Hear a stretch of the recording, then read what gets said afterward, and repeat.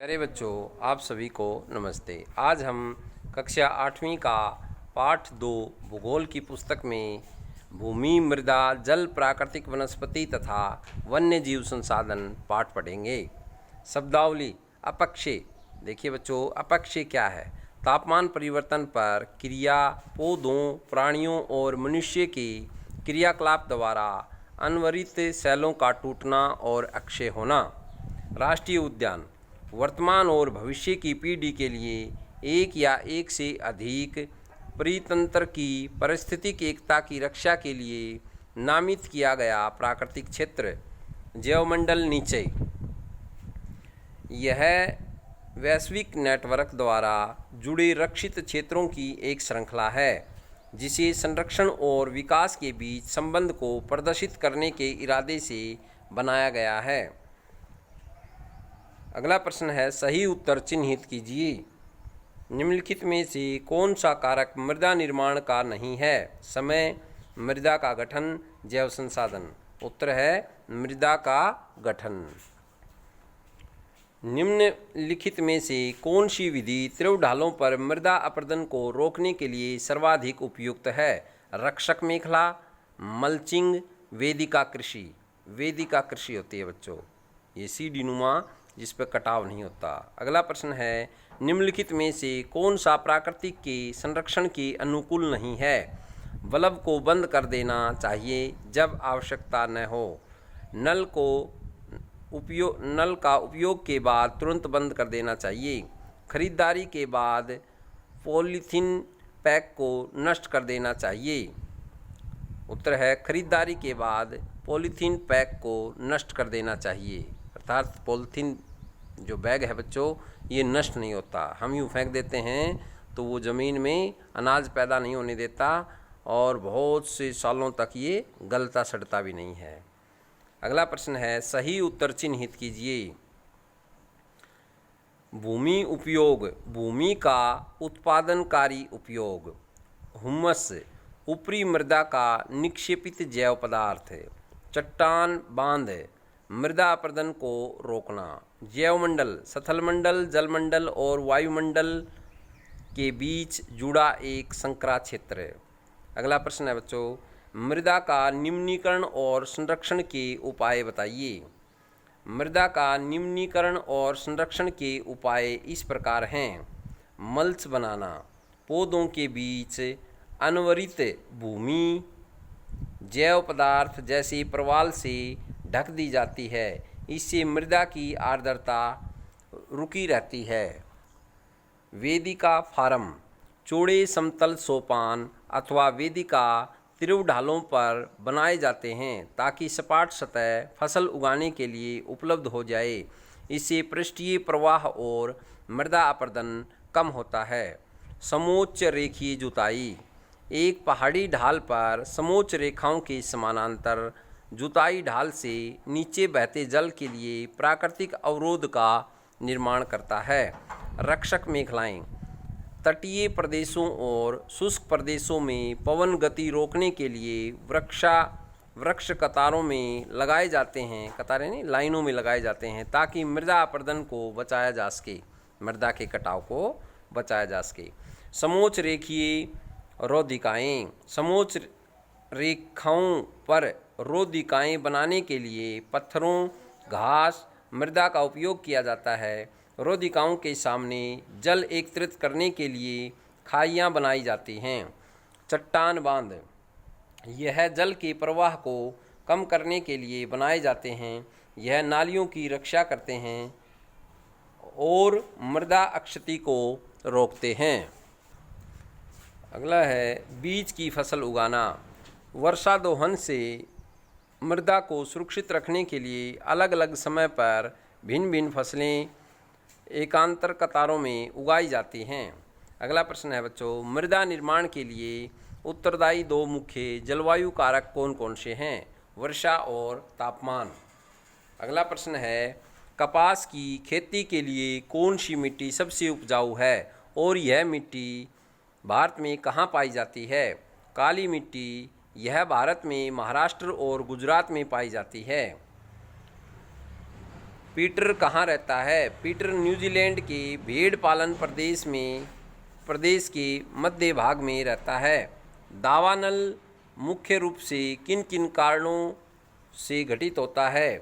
तड़ित झंझा, उत्तर देखिए बच्चों, तड़ित झंझा तेज हवा के कारण, प्राकृतिक अग्नि का लगना, लोगों की लापरवाही के कारण, घास फूस में ऊष्मा के कारण अग्नि लगना, शरारती लोगों के द्वारा किसी उद्देश्य से अग्नि लगना।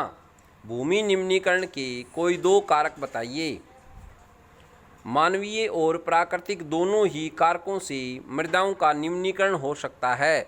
मृदा के निम्नीकरण में सहायक कारक वनों, मूल अतिचारण, रासायनिक उर्वरकों और कीटनाशकों का अत्यधिक प्रयोग, वर्षा दोहन, भूस्खलन और बाढ़ है। यानी भूमि का निम्नीकरण बच्चों ज़्यादा से ज़्यादा खाद, यूरिया, डीएपी डालने से, कीटनाशकों का अत्यधिक प्रयोग करने से, वर्षा दोहन और भूस्खलन और बाढ़ इत्यादि से होता है। अगला प्रश्न है, भूमि को महत्वपूर्ण संसाधन क्यों माना जाता है? मकान बनाने के लिए, सड़कों का निर्माण करने के लिए, नंबर 3 उद्योगों की स्थापना करने के लिए, कृषि के लिए भी मनुष्य भूमि का उपयोग करता है। सभी प्रकार के खनिज संसाधन की भी भूमि पर पाए जाते हैं, इसलिए भूमि को महत्वपूर्ण संसाधन माना जाता है। अगला प्रश्न है, किन्हीं 2 सोपानों के नाम बताइए जिन्हें सरकार ने पौधे और प्राणियों के संरक्षण के लिए आरंभ किया है। सामाजिक, कृषिक और वन महोत्सव जैसे कार्यक्रमों को बढ़ावा देना, राष्ट्रीय उद्योग, राष्ट्रीय उपयोग और राष्ट्रीय वन अभयारण्य स्थापित करना। जल संरक्षण के 3 उपाय बताइए। हमें जल का उचित उपयोग करना चाहिए। जल बचाने के लिए क्या करना चाहिए बच्चों? हमें जल का उचित उपयोग करना चाहिए और आवश्यकता न होने पर नल को बंद कर देना चाहिए। नंबर 2, शुष्क प्रदेशों में ड्रिप और टपकन विधि का उपयोग करना चाहिए। जो शुष्क के प्रदेश हैं जहाँ बारिश कम होती है, वहाँ हमें ड्रिप और टपकन विधि का प्रयोग करना चाहिए ताकि पानी ज़्यादा वेस्ट ना हो। जल रिसाव को कम करने के लिए खेतों की सिंचाई करने वाली नहरों को ठीक से पक्का करना चाहिए। अगला प्रश्न है, निम्नलिखित कथनों में से सत्य अथवा असत्य बताइए। यदि सत्य है तो कारण बताइए। भारत का गंगा ब्रह्मपुत्र अत्यधिक आबाद है, यानी कि नदियों का क्षेत्र है गंगा और ब्रह्मपुत्र। आबाद मानी ज़्यादा बसा हुआ है। क्यों बसा हुआ है ये? देखिए उत्तर, यह कथन सही है क्योंकि यह मैदान गंगा और ब्रह्मपुत्र नदियों द्वारा बहाकर लाई गई जलोढ़ मिट्टी से बना है। यानी नदियाँ जो अपने साथ पानी बहाकर लाते हैं बच्चों, उसको कहते हैं हम जलोढ़ मिट्टी, जलोढ़ मृदा। यह मिट्टी बहुत उपजाऊ है, यहाँ ज़्यादा जनसंख्या निवास करती है। अगला प्रश्न है, भारत में प्रति व्यक्ति जल की उपलब्धता कम हो रही है। यह कथन सत्य है क्योंकि जल के अत्यधिक प्रयोग और वर्षा की कमी के कारण प्रति व्यक्ति जल की आवश्यकता कम हो रही है। यानी कि यहाँ बारिश भी कम होती है और पानी की उपलब्धता कम होती जा रही है प्रति व्यक्ति। तटीय क्षेत्रों में पवन गति रोकने के लिए वृक्ष कतार में लगाए जाते हैं। कतार यानी लाइनों में लगाए जाते हैं, जिसे बीच में फसल उगाना कहते हैं। यह कथन असत्य है क्योंकि तटीय प्रदेशों और शुष्क क्षेत्रों में पवन गति को रोकने के लिए वृक्ष कतारों में लगाए जाते हैं, उसे रक्षक मेखला कहते हैं। जबकि मृदा अपरदन को रोकने के लिए अलग अलग समय पर भिन्न भिन्न फसलें एकांतर कतारों में उगाई जाती हैं, उसे बीच में फसल उगाना कहते हैं। परितंत्र किसे कहते हैं? जैव मंडल में सभी जीवित जातियां रहने के लिए एक दूसरे से परस्पर संबंधित और निर्भर रहती हैं। यानी कि पूरी जैव मंडल में जीव जातियां हैं वो एक दूसरे पर निर्भर हैं। इस जीवन आधारित को परितंत्र कहते हैं। अगला प्रश्न है, वन्य जीवों से हमें क्या प्राप्त होता है? जो वन के जीव जंतु उनसे क्या मिलता है? वन्य जीवों से हमें दूध, मांस, खाल और ऊन प्राप्त होती है। अगला प्रश्न है, चिड़िया अपने भोजन के लिए किस पर निर्भर रहती है? कीटों पर, छोटे मोटे कीड़े मकोड़ों पर।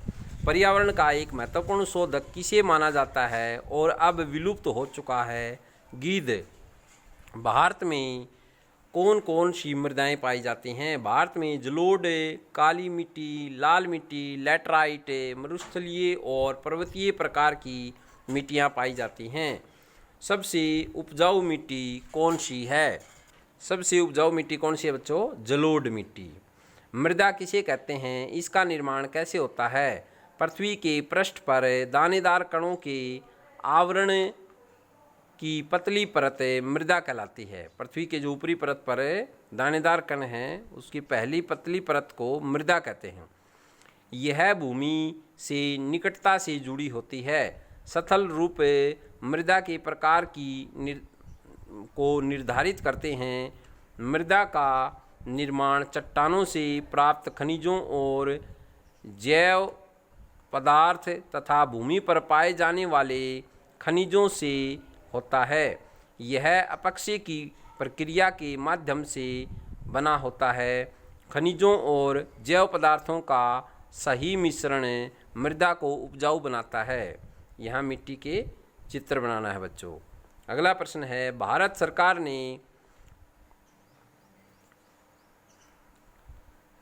सरकार ने बांधों के रक्षा हेतु बांध योजना कब शुरू की? 1973 में। अगला प्रश्न है बच्चों, अलवण जल के स्रोत कौन कौन से हैं? भौम जल, अलवण जो हम पीते हैं, भौम जल, भूमि का जल, नदियाँ, जलवाष्प, झील। अगला प्रश्न है, भूस्खलन को रोकने के उपाय बताओ। मानचित्र बनाकर इसमें प्रभावित होने वाले स्थानों को इंगित करना, प्रतिधारों दीवार का निर्माण करना, वनस्पति आवरण में वृद्धि करना। अगला प्रश्न है, विश्व की वनस्पति को मुख्यतः कितने प्रकार में विभाजित किया गया है? नाम लिखिए। 4 प्रकार में, वन, घासस्थल, मूलम, टुंड्रा। अगला प्रश्न है, वनस्पति का विकास किस पर निर्भर करता है? तापमान व आर्द्रता पर। बच्चों, ये हमारा पाठ पूरा हुआ। आशा करता हूँ आपको समझ में आया होगा। बार बार पढ़ें और समझें। धन्यवाद।